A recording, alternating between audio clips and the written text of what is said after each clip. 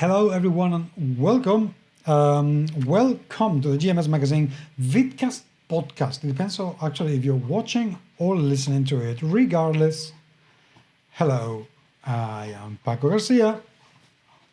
And I am Chris Diaz of Deus Ex Machina. And we have a fair amount of things to talk about. One of them, by the way, I have zero idea what's going to be all about, because as you may know, beloved listener, this is all about board games and role-playing games. Even though Chris sometimes will talk about other things as well, but mostly board games and role-playing games. We have interviews and shit like that, but not today. Today's just the two of us. Soon, though, we will have some wonderful guests soon. Yeah, we've been talking to a lot of people recently, and I think we're going to have an absolutely fantastic season. And since I am going to go to Essen in a month's time... Oh, I'm so envious. I so would love you to be there, because I think you would have the biggest nerdgasm of your life. Seriously. Oh, yeah. I think you will have... it's such a wonderful place. I know people talk a lot about, Gen Con this and Gen Con that and Origins this and Origins that. But I wish Europeans had the same wonderful ability that North Americans have to instill excitement about the things that they do. Because if they could do the same with Spiel, believe me, Gen Con will have a huge, huge competition. Because Spiel is magical place, absolutely magical place. Oh yeah, I've seen photos and images of Spiel. You should do like a live, like a daily diary thing, recording footage and posting it on your channel. Wow. You know, and if you want, you can actually, if you're too busy, you can just upload all that stuff, and then I'll edit it, and then I can send it to you to post on the channel. Actually, this year, for the first time, we need to check how much bandwidth it takes and how much data it consumes. But Martin and I have bought a camera that will allow us to connect directly to my phone and do live streamings directly from the camera. Nice. So that should be very, very, very cool. And I hope I will be able... I'm also bought a new gimbal. Oh. So I can take my little, camera. The way that we organize ourselves when we go to Spiel is that in the mornings, between 10 and 2 p.m., we interview people. We have those interviews set in stone. And then in the afternoon, Martin goes away, so he can start editing or doing whatever, and I stay behind, and I explore a little bit and talk to people, so we can do more interviews the following day in the afternoon. Very cool. It's when we discover things. And this year I want to focus my interviews on Asian games and board game companies. Right. Because they are companies, I kid you not, Asian games have the best ideas ever. I mean, they have such a different abstract way of thinking that even the simplest games, they just are absolutely incredible. And I don't feel that people pay them enough attention. They really have. I have a game which is very coveted these days called Castle Crush. Castle Crush. Castle Crush, yes. It's by a company called So Games. And it literally, you have to build your little castle on top of a square, a wooden square. You have to build your little castle with some wooden pieces. And all the game is about is that you have a hammer that you place on the center, and you just have to let it drop on one of your opponent's castles. And you have to get rid of as many pieces as possible. You have to demolish it. So the more pieces you demolish, the more points you get. That's it. That's it. Simple. Simple as that. When I had my cafe, it was by far the most played game. You had a cafe? I had a board game cafe in 2016, yes. Oh. You didn't know that? I didn't know that. Yeah, I opened it. It was one of the biggest mistakes of my life. That's too bad. Yeah, it was absolutely... on the one hand, it was very rewarding. I imagine. Yeah, so I loved having my business, and it looked so cool, and it was... What was it called? La Base Secreta, the secret base. The secret base. Yeah. And what was the Spanish name? La Base Secreta. Oh, I'm La Portuguese. I should be able to handle it. base, La base, base, B-A-S-E, base, secreta. secreta. Yeah. I had my family ran a cafe in my youth as well. It was Café de Sol. It is hell to run a Yeah. cafe. Yeah. Insane hours, Of course. ridiculous amount of work, and you're constantly paying taxes. Yeah, a lot of And then there is the people that you have to serve, and they were like, "Oh, go fuck yourselves, motherfuckers." I have so many friends in the restaurant industry, and so many of them want me to work for them, and I'm like, I could do a lot of things, just don't have me deal with people. You know, I was in retail sales for almost 30 years. I'm done. You know, it's the kind of thing that I would say, okay, as long as I can speak my mind. Oh yeah, like one of those themed restaurants where all the staff belittle customers. Yeah, I would be happy there. Believe me, but no, in this particular case, I had to shut it down because it was making just about enough money to cover expenses. And not enough to survive. Well, not enough to make it worth my while. You know, I'm making numbers. I thought it's going to take me about 3 years to build up enough momentum to actually be able to have a proper salary. Yeah. And I thought, no worth it. You have to love it. You have to love it. And you know, and I couldn't love something that I had people coming in. I'm not exaggerating. Okay, this literally happened more than once. People arriving at 5 p.m., ordering a cup of coffee, sitting down to play with their friends, leaving at midnight, having had just a cup of coffee. Yeah, I gotta have some kind of rule in place. Like in certain places, a lot of the nerd bars and cafes now, they have a sit-down fee. If you're just there if you're going to play a board game, you actually have to pay. And I've seen it used to be $5, and in some places as high as $8 or $9. Like if you're coming down to play a board game, you have to pay. The board games are free off the wall, but you have to pay in order to sit down and play. I did that, and literally from one day to the next, 60% of my clientele dropped. Because they said, and I was asking for €1 per person per hour. That seems okay. That was it. And people said, well, what is the point of coming here? Because if it is 4 of us and if we stay here 3 hours, then with that money we could buy the game. And for, go ahead. Go ahead. I'm not a library. I'm not paid by the government. You know, but I cannot That's survive. actually a very reasonable price, actually. I cannot make a living if you stay here and every hour you pay me 20 cents. Yeah. Unless there's a mandatory food, like you have to order it. If you're going to play a board game, you have to order food. You can't just do coffee. Nope, people didn't want to do that either. And I had some people coming in, ordering a packet of chips. Yeah. And as I was going to serve them the crisps, they would take a bottle of Coke and a can of Monster and put it on the table. And I would have to say, whoa. Well, that's standard policy in any restaurant. No outside food or drink.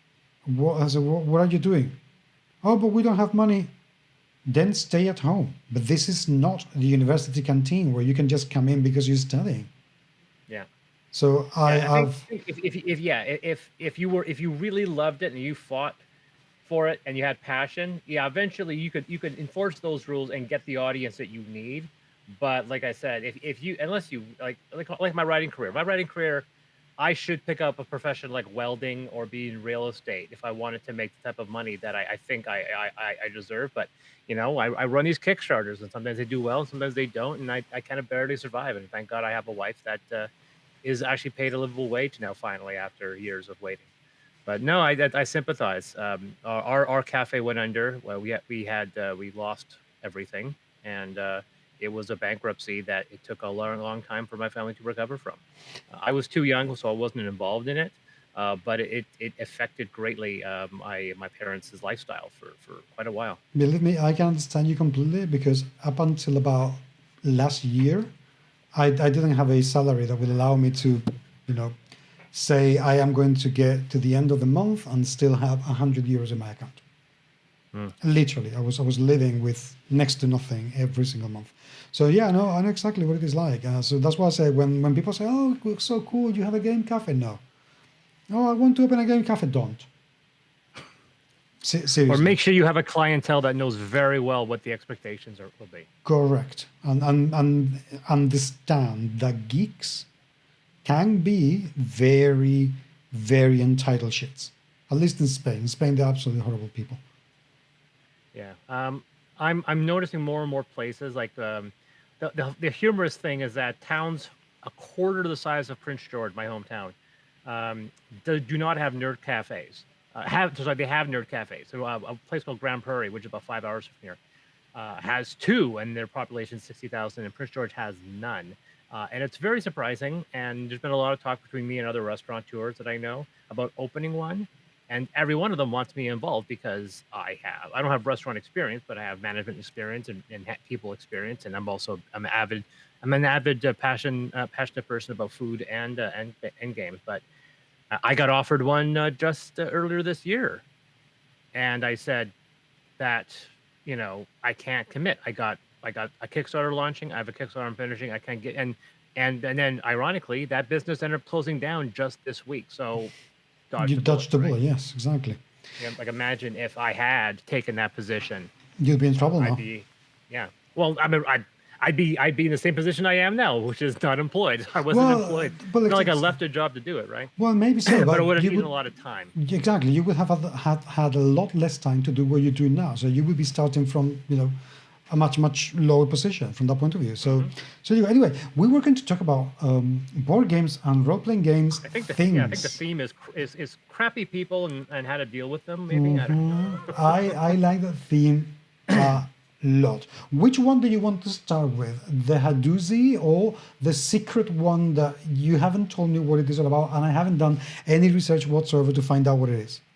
Okay, so the Hadozee, I think we should start with the Hadozee, Yes. just because I think it's the bigger topic. So what those people don't know, the Hadozee, which is a race from Spelljammer, they have had their lore removed, and Wizards of the Coast have apologized for it. For those people, I have not played Spelljammer. I knew the setting, but I've never read any of the books. But I did read through they're a race of flying monkey aliens.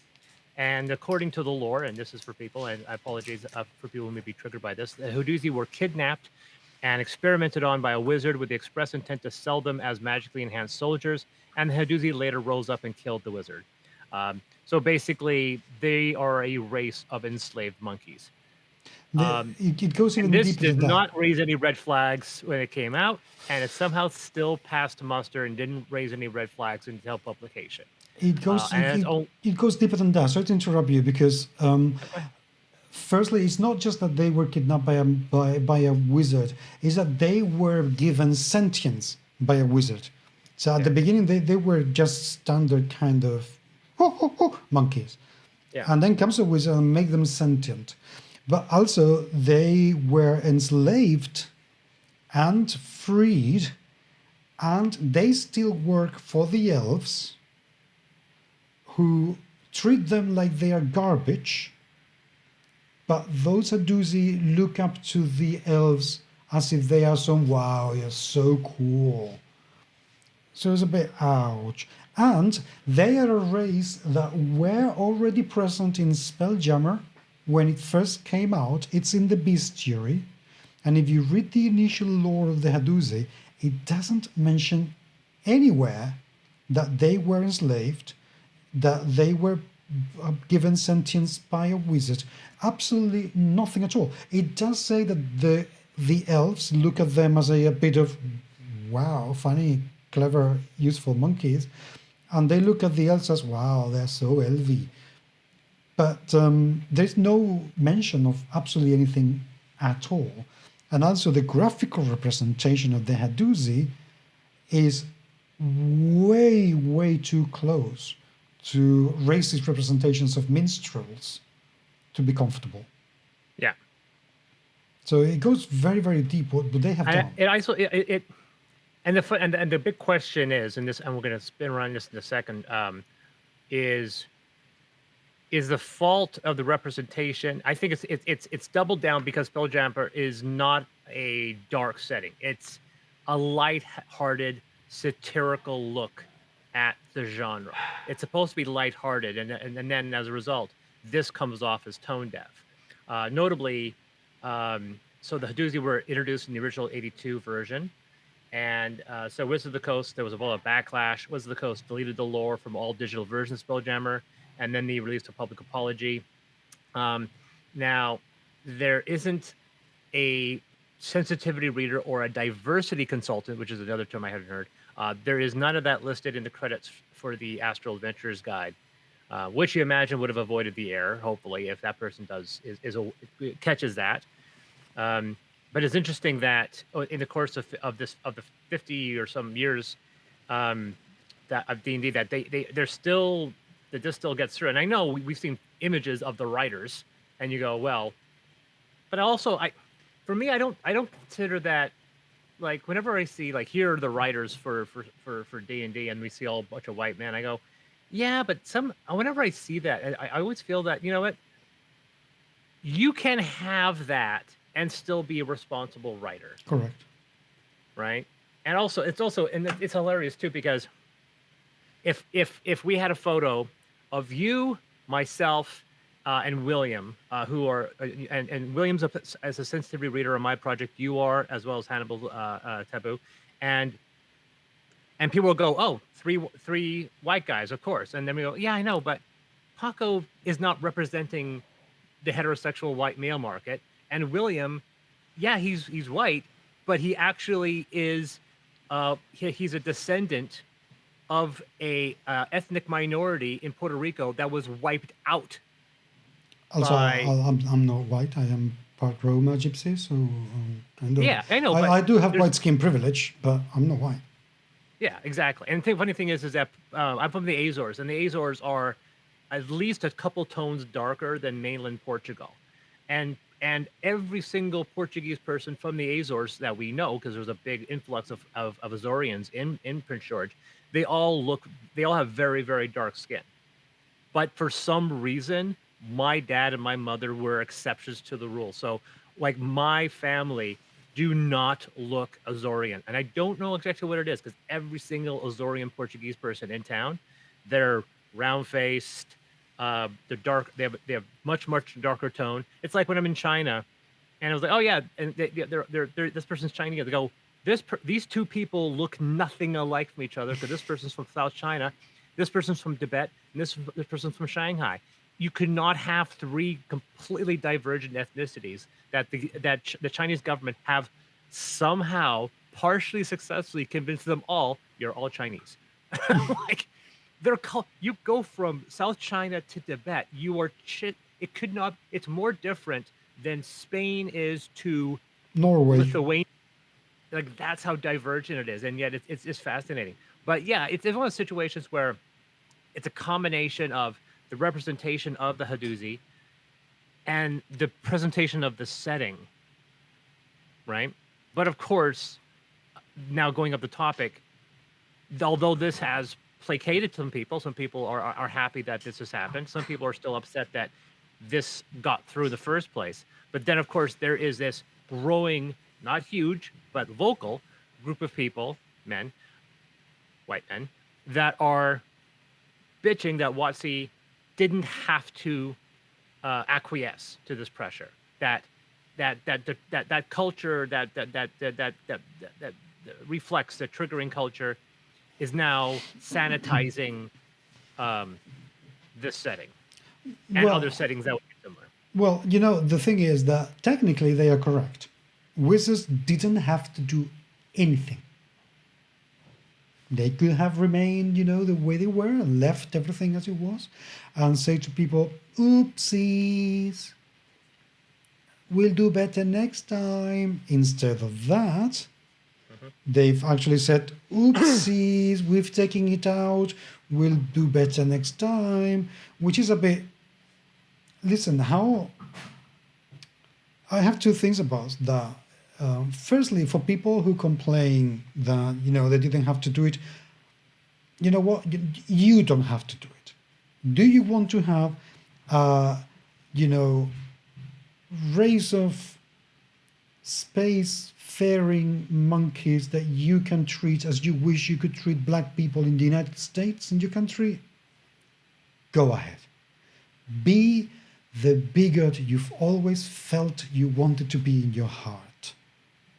And it's important to note that the lore was removed, but the race wasn't, if I understand correctly. No, but that's the thing, that it doesn't have to be removed, because the only thing they had to do was a copy paste of the 1982 entry of the bestiary, and that would be it. That entry was good. Done. Who had this completely Muppet idea of including that bit of background? I just don't get it. I just don't get it. So it is true that Wizards didn't have to pander, but they decided to do their best to actually not piss off people, because what is the point? I mean, you don't, and this is what people don't understand when other companies take away some of this kind of more sensitive content. What is the point of keeping it there? It has upset somebody. What does it contribute? And like we said before, and this thing I've said, it's not about not pissing people off. It's about making sure that the people you're pissing off are the people you don't care that you piss off. Correct. Because, like I said, WotC knew that they were going to get flack, but they're going to get flack from the people they don't care about their opinion of. But they want to placate because they know, and there's an economic reason, because you can't ignore the economic reason, that even with this one D&D, which has also received similar criticism, that they know that they have the white heterosexual male market locked down. They don't have to worry about them. But for D&D to expand, and Hasbro's a corporation that needs to expand, they need to bring over young people, older people, women, and people of other ethnicities and orientations. That's their market. They can't grow with just the white males because they got them already. Correct. So now it comes down to, and they know that perfectly well. And thanks to things like Stranger Things and the D&D movie, they're making it pop culture popular. And yeah, as a result, we're seeing way, way more non-white males playing D&D. And people will say, well, why, did we need that? I go, no, even if you care about inclusivity, there's a perfectly valid economic reason that they do this, because inclusivity invites more people with money, and that ultimately is the reason. And so Wizard knows the more open they make their world, although they're going to lose a percentage, not really that much, a minuscule, minute, almost infinitesimal percentage of this old crew, they're going to be rewarded with all the new people that are being accepted into the franchise. And we're seeing it now with YouTube and Twitter and all these new people playing the game that would have felt unwelcome 30 some years ago, or even 10 years ago. Yeah, exactly. So there's an entire economic reason for this as well. So yes, this is about pissing off the right people. Absolutely. However, the question for me is, which is the second point that I wanted to raise, is how many times is Wizards going to keep these mistakes going? Because every single book that they have released that is not led or somehow influenced by a diverse cast, it has some problems.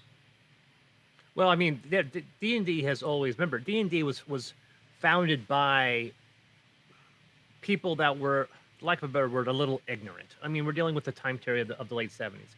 I mean, and they were publishing stuff like that even when recently, was it just a few years ago, when Wizards started posting their books digitally, all their old books. They just here we go, folks. Every single D&D book that D&D ever made, from TSR all the way to Wizards of the Coast, and of course one of them was Oriental Adventures. Yes, famously one of the the most racist, inappropriate, tone-deaf adventures ever made.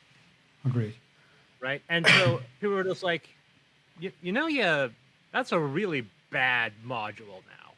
And yet, when I was young, I loved it because I was ignorant. I didn't know, but I did love the lore.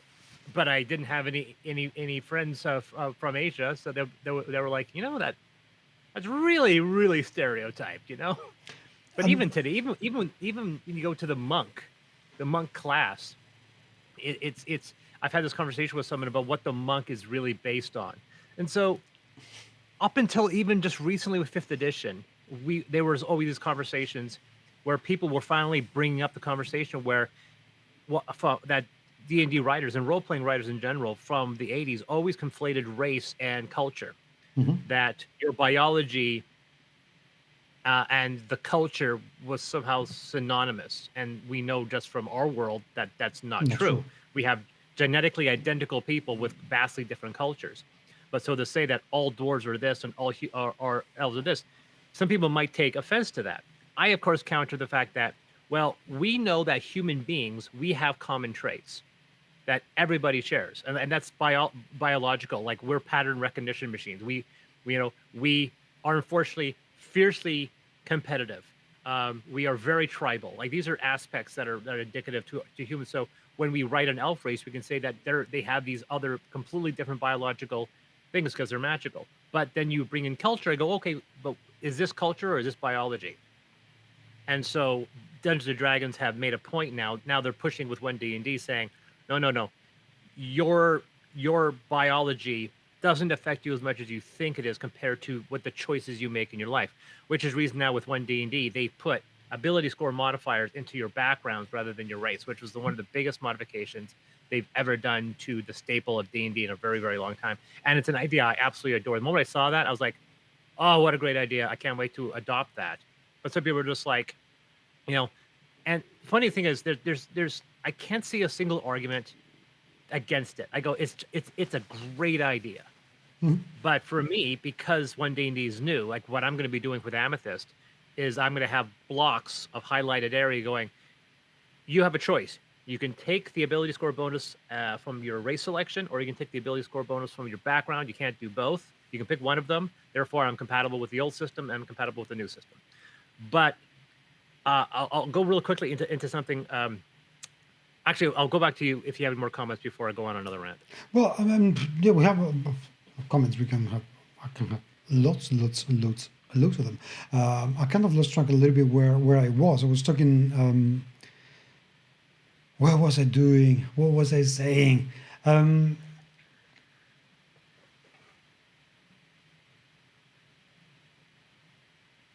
air. Yeah. Because I was listening to you and completely went yes about how many times how many times are they going to how many times are they going to keep saying, oh sorry, we'll do better? I mean, this is not the last time. But that's the thing. I get what what you were saying regarding people. This is a game that started with I think we should stop using that as a means to kind of either explain or justify the reason why this is happening, because the people who started it are not the people running the show now, and the people running the show now should know. They do know better. I know for a fact that Chris Perkins, who is the person who's run the Spelljammer development, he knows a lot better than to allow the Hadozee to get out unchecked. He knows better. Well, my counter to that, it's not really a counter, but one thing I wanted to state is an explanation and justification, I don't believe are the same thing. You can say, well, this is why it's here, but that's not a justification to why it's there now. Also, as someone who's writing things, you'd be surprised, from my perspective, how I'll write something and despite my best intentions, I have this weird, I won't say ignorance, but this blindness to something I write. Mm-hmm. And that's why you have someone like a sensitivity reader or a diversity reader too, and go, oh, just catching in. Did you mean that? I'm like, holy crap. But that's no, the thing. Thanks. That is the thing. This is, the Hadozee's been such a blatant, obvious mistake that even and I'm going to say something that will probably offend somebody, but even a mildly competent editor would have picked up. I don't know if the book editor picked it up and it was ignored or didn't pick it up. In either of those situations, the process is flawed. I understand that you need a sensitivity reader if you're going to do something that somehow resembles real life or resonates or echoes real life, and you want to make sure you do it okay. But we're talking about a space monkey race. Yeah. Nothing here needs to, in the slightest, resonate, echo, or reflect real life. It doesn't need it. So how come, firstly, somebody wrote it to be that way? Because seriously, this looks like some sort of mind wank from somebody who loves J.K. Rowling and wanted to have their own version of the Dobby. elves. Yes. They wanted a Dobby. And oddly enough, I have a Dobby as well, which we'll get into. But the thing I'm saying, I'm saying the fact that a lot of people can have the best intentions and still be ignorant. And you can have groups of people, and you say, why didn't the editor catch it? Why didn't this catch it? And in something that's not offensive, the number of times I've seen movies where a blatant error pops up, and you go, wait a second. Like, there's a film called Jerry Maguire. It's an old film with Tom Cruise. Mm-hmm. And there's a point where Cuba Gooding Jr., I think he just passed the end zone. He got he got a touchdown, and he runs out to cheer. Now as the camera pans up, the camera pans past the film crew, and there's a film rig set up on the field, and you could see it as clear as day in the shot, to the point that I cannot not see that. And you go, somebody had to have seen that. Somebody had to have seen that. And some people go, no, nobody saw it. And I had for 2 times, I was a script supervisor in a film where my job is to catch errors. And the number of times I went, fuck, completely didn't notice that. It's amazing how blind people can be. And that's just error, just mistakes. So I know that situations that you could have dozens and dozens of people, and they all could be willfully looking for these mistakes. You know, I see that. I don't find that a strong enough reason to give them a pass. No, I'm not giving them a pass. I'm just saying. No, but I see it happening. I understand that. Don't get me wrong. I really get it. But I'm sorry, there are things that. No, and the thing is, there are other things that people can see and they don't even get talked about, and they are completely wrong. I mean, I've been watching, which, by the way, I am loving, the Rings of Power series. Oh my God, I love that show so much. I'm loving it. I think it's because everyone told me it sucked, so I was going in there and I go, "What the hell? This show's amazing." Beautiful. My wife loved it. I loved it. However, there is one thing I've noticed that I'm a bit. Did you really have to? Did you really have to give Irish accents to the Half-feet? It's the same thing. They gave Scottish accents to the dwarves. It's something that's. I'm not. And once again, I I'm know, not justifying it. I'm not giving them excuse, but there is one thing. Usually, at least in the UK, gypsies are considered Irish gypsies. So to give a whole species, race, whatever you want to call it, of traveling little people who look after themselves, who don't want to do anything to do with anybody else, to give them the same accent as people who are, even up to today, completely stereotyped and misjudged and discriminated, is a bit. Why didn't you give them Liverpoolian accents or Broom? Because you wouldn't understand a word they said. Well, that's true. Fair enough. Or Mancunian accents. You know, they're Spanish. Anything. Why did you have to give them Irish accents?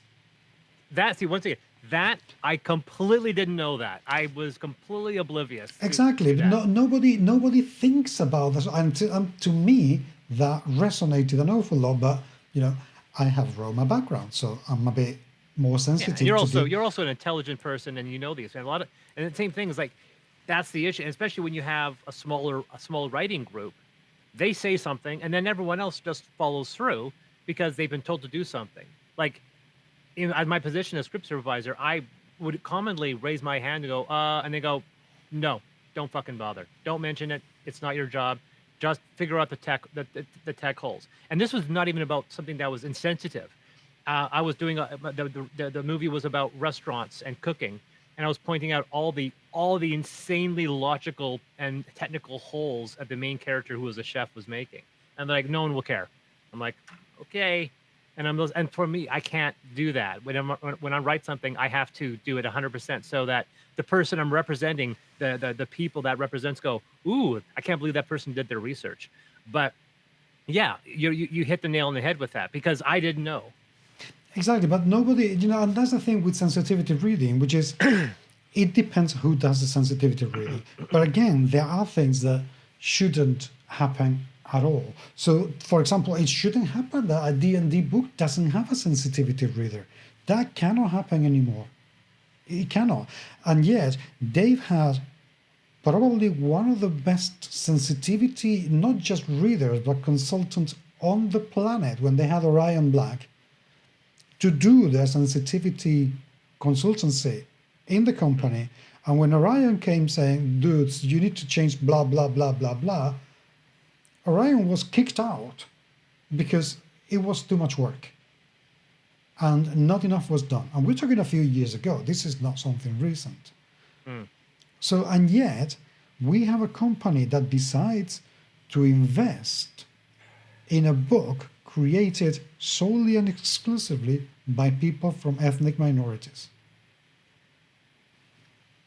So I'm a bit, what is going on here? Why is there such a disconnect from one book to the next? How can it be that a company that releases a book and is the kind of company you say, damn, I can be proud of this. For once in my freaking life, I can be proud of the work that a corporation is doing. Yeah. And suddenly, 3 months go by and it's like, oh, so the fluke was the previous book, not this one. Yeah. Hello. So it's the kind of thing, I think from that point of view, and I say this from the point of view of somebody who desperately wants to believe that the people in Wizards really want to do well. Okay. Yeah. I don't think that there is an agenda of racism like there are with other companies that they just want to be able to be racist because I don't believe that. There's some companies that they don't, like I said, comes down to, once again, economics. Wizards of the Coast knows, and Hasbro knows, in order to expand their D&D audience, they have to be inclusive because that brings in new people. So there's an economic reason for them to not be racist. Some corporations don't need to have that. They don't care. Okay. But Hasbro actually has an economic reason outside of ethics. Correct, but there are other companies that, for the same reasons and because of their ideals, they decide that they want to keep producing racist or otherwise offensive content just because they should be allowed to do it.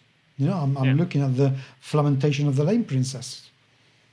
And that kind of companies, that decide that they want to produce content that is going to offend minorities just because they feel that they should be entitled to do it, which is a bit you do you, but F off. Yeah. F off. So I think wizards need to get their arse into gear and do whatever it takes to make sure that this is not going to stop again and tell people what they're doing about it. It's just D&D is much too important, much too pivotal in the industry of role-playing games to be able to get away with a simple apology and erasing some text from some digital documents. It's too important to be handled.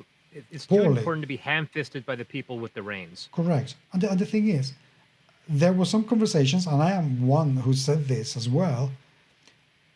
Well, they just made my books that I'm going to be receiving in the next week, they just made them collectible because the next printout is going to have a different set of characters for the Hadozee. Yeah. So you just made my edition a collectible. So the funny thing is, now because a part of that is the representation, where it came from, and so forth. And I know that there are tons of role-playing games, and this is going to spin over to me because I'm very selfish, that do things and that they know that they're actually trying to have an algorithm. For example, my Project Affinity, I did not have a sensitivity reader initially. Then I brought someone on board when someone asked me, do you have a sensitivity reader? And I said, no. And I was a bit knee-jerk going, well, I never thought I needed one. I brought one on board and I said, we have a sensitivity reader now. And then that person then canceled their pledge. I was like, all right, whatever. And in Affinity, I have a group of people, a species, they're actually aliens, that their culture is somewhat based off of the Roma people. And in the same case with Amethyst, I say Amethyst is not a rounded edges setting. I write these intentionally to be allegorical. I write them in there to ensure that people understand the point I'm trying to make. Amethyst is even more so because Amethyst deals with the collision of magic and technology. But I'm not even concealing the fact that when I say technology, I mean science, and when I mean magic, I mean religion. It's a huge element of the novels. And I do play with existentialism, and yeah, I do have racism present in my story because, and one of the first negative reviews for Amethyst was somebody who said, the humans are all presented as stooges. The humans are all the bad guys. And I was just like, I just happen to know that we kind of are in a lot of situations. So I have this kingdom called Baruch Malkat, which is and you have a nation of these religious extremists that have this branching offshoot of an Abrahamic religion that believe themselves superior to the extent that they have now completely enslaved every single elf race that they can. They are brutal, and I go into details. And when I went to explore that nation in factions, I did not hold back to the point where I literally researched Southern United States publications around that time. And in one situation, I copy-pasted a poster and I reworded it to represent this. And people was like, well, you're making a parable to segregation racism. I go, that's exactly what I'm doing. I am literally showing you that if humans can be shitty to a slight alteration of two people to two humans, right? This person has a slightly larger nose, or this, it's like the Star Trek thing about being black on the white side and white on the left side. And it's like, yeah, that's fiction does that all the time. Star Trek has been doing that since the 60s. They take something and reconceptualize it. So when I did it, I wasn't like, yeah, absolutely it is. I don't see, it's not these are wizards doing this. I go, no. This is a nation of religious extremists that enslave elves as slave labor, right? Yes, we have our own Dobbies, and yes, they are a suppressed, they're a suppressed people. And yes, and I paint them as horrific. I'm going to offend people with this. Someone's going to say, I have this and so forth. Why'd you do that? I go, I'm doing that because I want to point a light at something that people ignore. Star Trek does it the same way. It reconceptualizes it. So that was my desire. Now, just recently with my last update, 2 updates ago, I talked about my sensitivity readers, and I said Amethyst is not a rounded edges setting, and I got a couple comments, and I'll go through them. Let's see here. Please, for the love of God, do not go the way of WotC with sensitivity pandering. As a DM player, I have a thick skin and can adjust on the fly. I'd rather the money be spent on art and content. Been running Amethyst for some while now. That's one. And I said, if you're a fan of Amethyst, you know that I don't shy away from content controversy. The setting will never have rounded edges. I brought on sensitivity readers onto Affinity. Not a single word was changed. as I explained to my sensitivity readers, this is not about offending no one. As I just said, this is about offending the right people. And yes, I will offend people with Amethyst. It's going to happen. I have had numerous negative reviews for Amethyst in the past that have been deleted as being inappropriate because the people posting it have shown their true colors. And there's a difference between softening a setting and ensuring the language is correct so that the message is conveyed without confusion. And then somebody mentioned, is offending people of color the right people? Because every time my non-white peeps and I see this kind of stuff, it smacks of white people trying to gatekeep us from seeing or hearing anything that might be something ist or something phobic, like we might go on a rampage through the interwebs. That was a very interesting response someone gave me. And I then reached out to them personally, and I kind of explained what I was doing and going, look, Amethyst will present troubling content. It will always do that as part and parcel of the setting. I'm employing sensitive readers to make sure that message gets conveyed without someone misinterpreting it as the opposite of what I'm trying to say. And he said, okay, I understand that. So that Wizards of the Coast fiasco is bouncing back to creators like me, as we're like, we're damned if we do, we're damned if we don't. If we say we're employing sensitive readers, and they go, don't pander to WotC, and I go, okay, we're not employing sensitive readers. Damn you for not caring. And it's just one of those situations where, like, you're gonna piss people off. Pick the group you're gonna piss off, and then go with the flow. And I say I want to be inclusive, like Wizards of the Coast. I want, because I don't have a lot of big audience, so I want the largest audience that I can acquire, and that includes accepting and inviting and creating that diversity within my culture and within my publications. And some of that involves making sure I write something that I send it to someone going, am I doing this right? And you know what my intent is, so you can say, I know what you're trying to say, you're doing it right, or this is how you change it to make sure that if somebody disagrees, you can go, no, says right here, we explained it right here, right? You may still trigger people, but at least you've covered your bases that you are employing people to make sure that your language is correct. So it's affecting even people like me. And that's the thing that would be a lot better if WotC had done. If it was intentional. We've done this because we want to offend this type of people. But the problem is that they didn't do it intentionally and they offended the wrong type of people. So anyway, conclusions, because we've been at it for nearly 47 minutes and we still have something else to talk about. Okay, so I'll go into the whole story here. Okay. So, a individual by the name of John Del Arroz, I don't know if that name sounds familiar. No. He has been banned from all Dice Tower events. He has been banned from Dice Tower West Convention, and he was banned personally by Tom Vasel himself. Okay. How come? Now, he has made his own post, John Del Arroz, and I have that here. Oh, John Del Arroz, that asshole. Oh my God! Yes, please let's ban him off the freaking planet, please. So we have. Let's go with the history of things he's done. Harassment of Patrick Tomlinson, autism slur. He has done general bigotry, trolling, harassment of John Scalzi, Paul Weimer, Lauren Aberdeen, attacks against Kat Rambo, SFWA, continued lashing out against Mary Robin Kowal, harassment of Sean Duke, harassment of Setsu Izumi, harassment of Monica Valentinelli. He sued WorldCon, and just basically assholiness all around.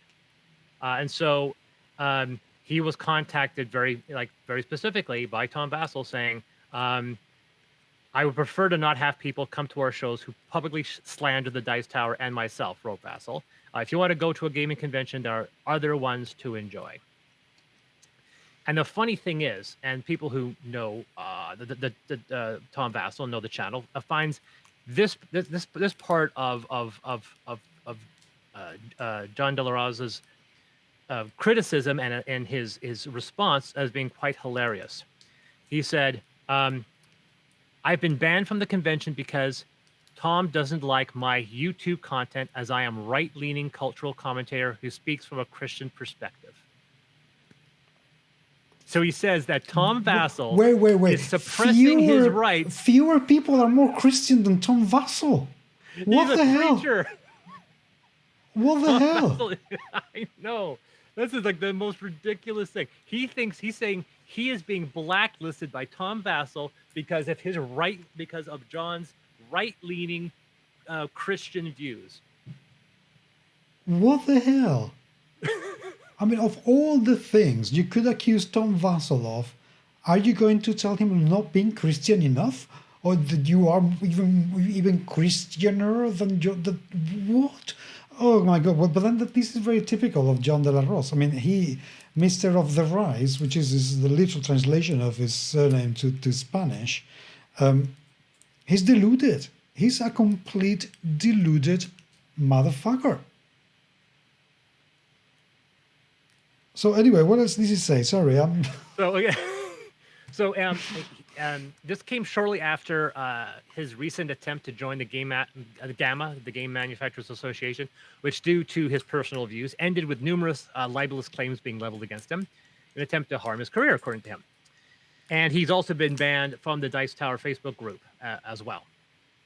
And when confused as to why he had taken this action against me, John says, as I had been contributing member to the group for years and had never used it as a forum to talk politics, he emailed Vassell personally to ask why his membership, to ask for his membership to be reinstated. And Tom Vassell replied, "To be clear, it was me who banned you."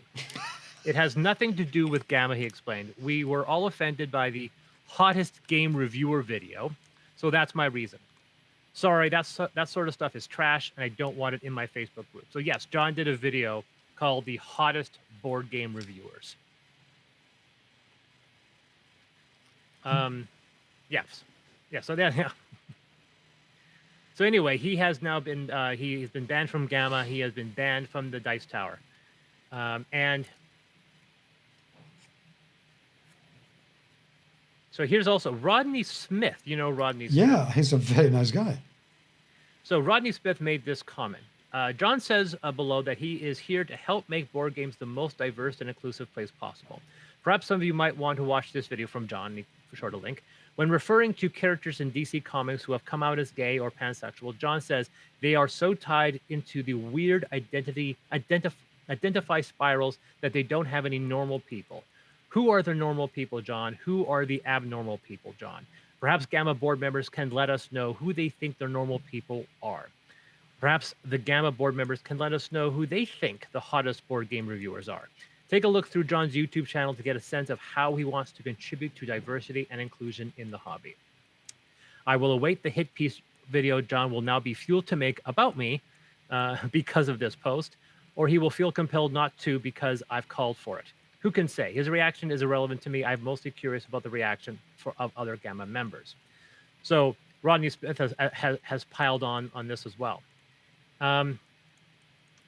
So, and now there's also, I haven't actually, this has been updated. There's now been Tom Vassell's, this is something else. So yeah, so Tom Vassell's threat to blacklist, this is something else he's posted, which I'm not going to watch.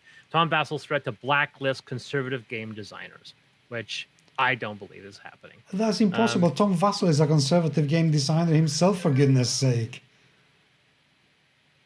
I mean, at least they could try to get their slander right for once. Yes. Oh, it gets worse. Watch. Listen to this. Okay. A month before he banned me, Vassell streamed with South Park co-creator Trey Parker, gleefully hosting him for a discussion on his top 10 board games of all time. Vassell has also hosted radical leftist Eric Lang, who once famously declared, "F this generation of Republicans directly into the sun." So basically, he's accusing Tom Vassell as being anti-Christian and a far leftist. That's like accusing me of being... It's like accusing you of being a homophobe. But exactly. It's like, what the fuck are you doing? That's what I said. I mean, at least get your slander right. You know, come on. You could have accused Vassell of way more credible lies than that. I mean, I'm not, you know that I am not the biggest fan of Tom by any means, but he ain't any of the things that this guy is saying he is. That is just absolutely ridiculous. Absolutely ridiculous. There's a blog by Jim C. Hines. He has a link and it's basically John De La Rosa's history of trolling and harassing. So it's a much more accurate history of everything he's done. So if you are curious, you can go to jimchines.com and find John De La Rosa's history of trolling and harassing. He talks about the fact that Worldcon has banned him, and a variety of other things that have happened that they list basically in detail the things that he's done, the trolling he's done, some of the posts he's made, some of his tweets. I wouldn't be surprised if he got kicked off of Twitter sometime soon. Oh, that would be such a shame, wouldn't it? Yes. Yeah. And as a result, he's actually tried to sue Worldcon. He's filed a suit against Worldcon. He did that in 2018. I imagine nothing came of it. I can Actually, imagine. he did 2019. Judge Mark Pierce has dismissed 4 of the 5 causes of action of GDA's suit against Worldcon. The fifth cause is defamation, which remains before the court of potential interest. Now is in 2019. So there's a lot of information. Just a very, very, very big article here you can read out. But yeah, that's been the weekly weird news that has occurred. Well, I mean, I had no idea that had happened. I am really glad that it has, because that De La Rose fellow has been a pain in the thorn in the ass of a lot of people I know, including Monica Valentinelli, who's a good friend of mine and love her to bits. So I know what he's capable of. And I remember one of the few tweets before I block his ass off my Twitter feed. Something like Greg Stolze literally dismissing him as look, you're just, you're too small, you're just not worth my time. And him coming back with, what's the matter, John? You're afraid of talking with the problem, Scalzi. You're afraid of talking to somebody who has the guts to live up to you. Scalzi has way more experience, way more wits, way more grit acquired in the last 10 minutes that you will be able to get throughout your whole life, because you don't have enough neurons in your brain to put out that amount of talent. So who do you think you are? You deluded piece of shit. Yes. So for me, what annoys me is just how he harasses and he targets someone, and then that person responds, and then he plays out to saying it's a hit job, it's another SJW out to get me. This person is talking shit about me, and then starts harassing and trolling that person again. So he creates the situation, and then when they take the bait, he then plays the victim and uses that as an excuse to attack them. He repeats this, copy paste this policy, this thing to everyone, and yeah, people are getting tired of it. Like I said, I wouldn't be surprised, considering Twitter is starting to act more. There's been a very, very, very unfortunately famous influencer whose name I think I've intentionally forgotten, that has been almost completely deplatformed. He is a massive, unapologetic misogynist who believes women should be property. And he's now been completely deplatformed from Twitter, YouTube, and Facebook. Donald Trump? No. It could be. Jordan Peterson? Donald Trump has been so deplatformed that he had to create his own platform. This guy I'm talking about does not have that power to create his own platform. But no, we're going to see a situation when John De La Rosa is going to get deplatformed out of Twitter. It's going to happen. But the thing is, if he continues using the harassment hit job, he's going to get enough complaints levied against him that Twitter is going to kick him out. But the thing is, how many followers does John De La Rosa has now? Because last time I checked, he had like 1,600 or something like that. He was literally puny, next to nothing. He's never been a big player because he's too stupid, even for the stupid. Yeah. So the things I don't even. He just doesn't have the power, the talent, the charisma to even be a troll. People just look at him and it's like, it's only the 20 rednecks who read his work that would say anything, but he's nothing. He is just nothing. And Yeah. he hates us. He hates that. Oh yeah, exactly. I mean, we're like, one thing, he's part of the demographic that we want to piss off. Yeah. Like, who's the right people, Chris? I go, him. He's the right people. Exactly. But I think he's one of the group of people who goes hand in hand with the RPG Pundit or with this Derek Dishaw, the Vengeance Satanis, or James Desborough. They're just this James Raggy, this little tiny groupuscule of people who insist on defending their right of being assholes because that's their values and therefore they have to be respected, whilst they are belittling, humiliating, and offending. And I don't care much about the offense. But when that offense comes with some level of hurt and perpetuation of really harmful stereotypes, that can go to hell. That can go to hell. And this guy is one of those who insists on retaining the privilege of being able to behave like that while trying to censor anybody and everybody who mildly criticize what they say because America, Christian, blah. What the fuck? Yeah. You can But fuck so off. the answer to your question, it took me a while to find him, unfortunately. He has 6,214 followers and 4,100 people following him. So that is Less than me. that's I've got more followers than him. of course you would. He's no one. I mean, but the thing is, I am no one. Oh yeah, You know, yeah, you're at 7,500. I am not a big personality. I'm just a, 300. you know, and this guy is making noise by being no one. No one. He is nothing, and he will never be, because he doesn't have what it takes to even be a quality bad guy. He will never be a Jordan Peterson, ever. Oh no, he'll never be a Jordan Peterson. So, yeah. Well, if we were to talk about Jordan Peterson, it would be a conversation that would take Days. days, just like Jordan Peterson takes to answer anything. To be honest, I don't talk too much about Jordan Peterson because I don't know enough about the guy. And the little I know is enough for me to just have zero interest in his bullshit. The few articles I've read, it was like, holy shit. Exactly how much do you rely on the 2 inches cock you have to define your masculinity?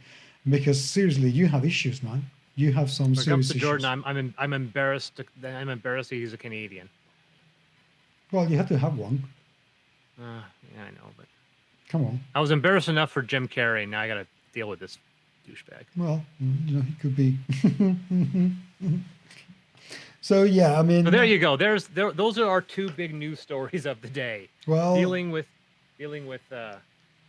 trolls. Well, bad. So this can be the my conclusion would be bad. Watsy, do better, and keep doing better. For stop doing bad, not do better. Just stop doing bad. And Tom Vassell, I know you will never hear this because you don't care about me, and I don't care about you because I'm gay, and you know it. But well done, congratulations, you've done the right thing. Wish you did it more often. He's never gonna hear this. I don't care. No. I'm like I said, it's gonna be interesting. I don't know if he's going to respond to it. Sometimes when there's a controversy on the Dice Tower Facebook group, he does address it in a video. But this time I don't think he's probably going to, because he doesn't want to give ammunition to somebody. Well, that's the thing. Even responding would be platforming this guy. And he's just exactly. It's just not worth it. I mean, he's going to be completely forgotten by any and everybody in the Board Game Geek Facebook, and the Dice Tower Facebook group. If he's not already, he's not doesn't have the power to make enough ripples for the conversation to reach the Facebook group. It's just not going to happen. Yeah. So there you go. Good. So can we say goodbye now? Yes, we can. I can go to bed and have more painkillers. because I'm You can sleep and hopefully improve your tooth pain. Yes, because I haven't told you this, listeners, viewers, and if you are hearing this still, well done. You can tell me what's happening in my mouth in the comments. I have an infection here in my wisdom tooth down there. It's been infected for a week, and it's incredibly painful. And I am absolutely full of analgesics to try and stop the pain, but it only works for a while. And I'm having antibiotics, which is making a mess of my stomach. So I'm kind of desperate to go to the toilet too, but I shouldn't have told you this, and it's too much information for most of our listeners. But that's fine. I've had root canal, so I know the pain. It's horrible, but I'm not going to edit this. So I'm sorry, listeners, if you have to listen to this. I love you very much. Seriously. So thank you anyway for being there. Much appreciated. Remember to bloody subscribe to our podcast and the channel, and tell everyone. Don't just stay there and say, oh, Paco is so nice, Chris is amazing and really handsome. No, don't do that. Just tell everybody. Just tell that we are amazing and incredible. The word. We need that to actually be good people for more people. So comments you can send at podcast@gmsmagazine.com. I promise I read that email. Not every day, probably not even every week, but I promise I read it. We'd love to hear from you, but Twitter is quicker, Facebook is quicker. I am at GMS Magazine in Twitter and Facebook. And I'm Chris from Deus Ex Machina. You can find me at Deus Ex Machina on Facebook, Twitter, YouTube, and my Kickstarter has about 19 days left. It's closing in on 60,000. And unfortunately, a couple really big name campaigns have launched, including Morris's. And unfortunately, so it's one of those situations that if you can check out the campaign, please do. Please show some love to indie publishers. Bye. Bye.